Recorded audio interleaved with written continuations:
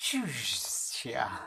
Assalamualaikum warahmatullahi wabarakatuh. Halo sahabat batik semua. Ketemu lagi bersama saya di channel Berbagi Teknik Batik bersama Tama. Nah, kali ini saya akan mengulas buku Understanding Comic ya karya Scott McCloud, bagaimana memahami komik. Tetapi setelah saya baca berulang-ulang dan berulang-ulang, ini ada kaitannya juga dengan batik nih sahabat. Ya, bahkan kesenian pada umumnya. Nah, beberapa banyak yang akan saya sampaikan adalah urutannya sesuai apa yang dipaparkan oleh Scott McCloud dalam bukunya Understanding Comic. Ya, kurang lebihnya lah ya. Dan setidaknya ini semoga saja menjadi inspirasi, wawasan ya. Ini adalah arti arti ulang dari saya yang bisa menangkap buku tersebut dan saya kaitkan dalam dunia batik.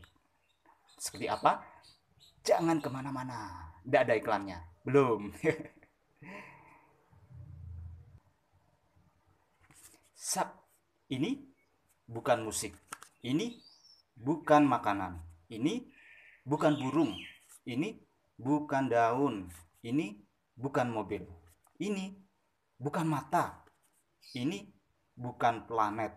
Ya, semua adalah simbol-simbol saja, bahasa visual yang mengartikan makna sesungguhnya.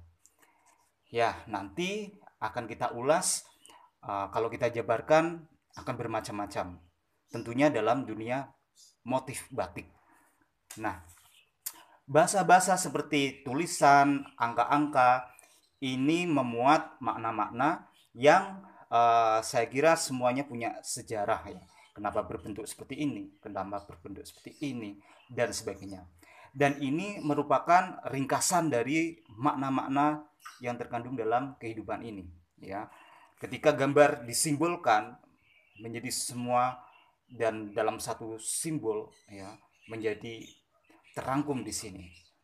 Ya, nah, gambar-gambar semacam ini sudah menyerupai bentuk aslinya. Setidaknya orang tahulah kalau ini apel ya kan, kupu-kupu, mata, bunga, pensil, daun, bintang meskipun bukan ya. Ini adalah bahasa visual saja. Nah, kembali ketika bahasa visual itu pada ujungnya ketika menangkap benda nyata, misalnya saya di sini adalah ini apa?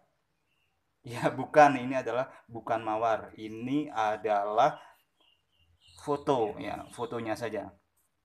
Fotonya mawar. Foto bunga mawar, ya kan?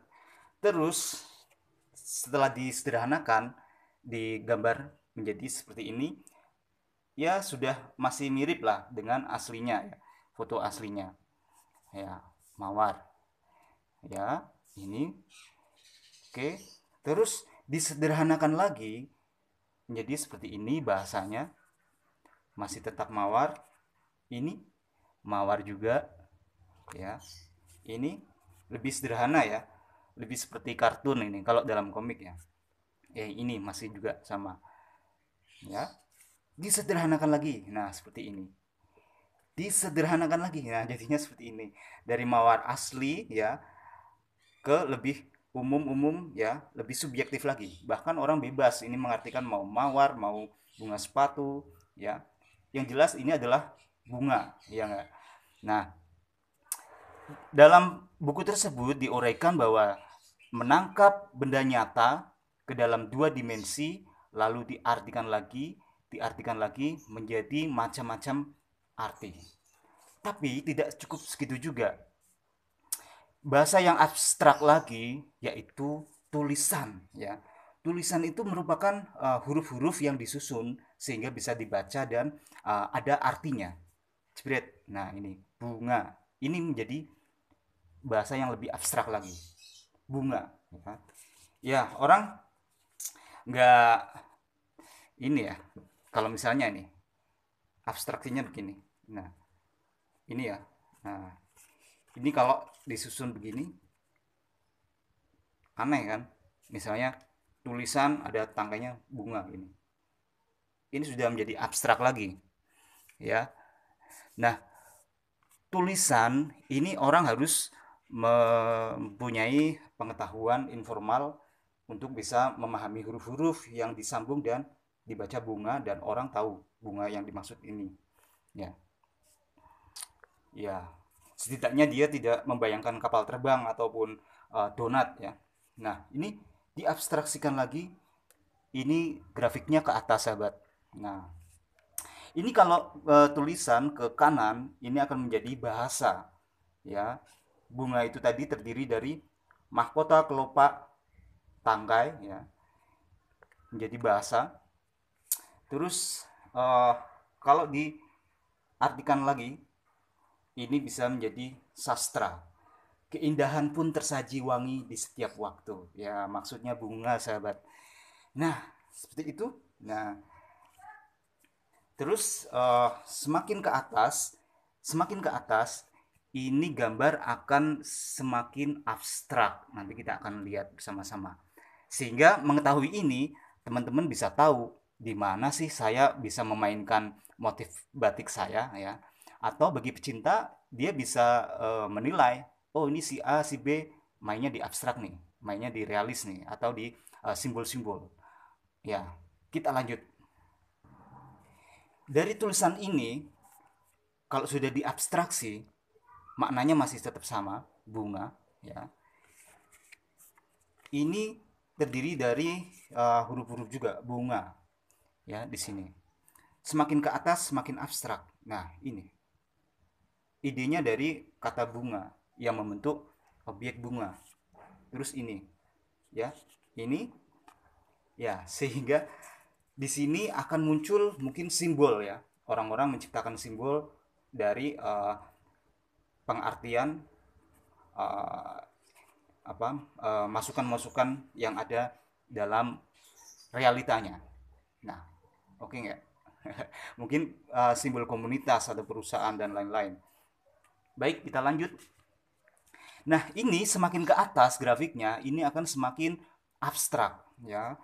Perupa biasanya menjauhi realita untuk menuju penyederhanaan, sehingga lebih dekatnya pada nilai filosofinya, maknanya, dan soulnya bisa nyantol di situ.